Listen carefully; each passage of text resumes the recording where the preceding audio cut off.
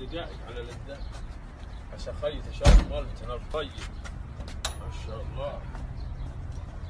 يا الله تصلحهم، دخل الوقت يسرع الوقت يروح. ما شاء الله بخير. هذا بخير الله تعيننا وياه. اقول لك عاوي انت خيتي. الله يجزاك خير. والله راح ما ادري الله المستعان اليوم.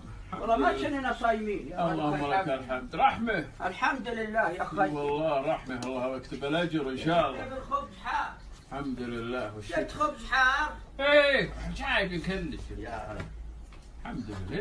هي ابو علي دخل الوالد.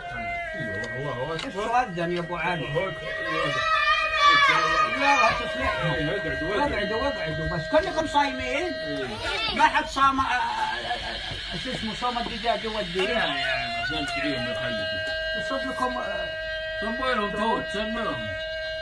تبون بارد ولا؟ يلا يلا تبون بارد ولا تبون صافي؟ انتوا الحين مشغولين. ها؟ الحمد لله. صبوا توت وشربوا، اعطيهم اللي يبون. اعطينا كاس، اعطهم سمبوسه يا ابو علي. اعطيهم.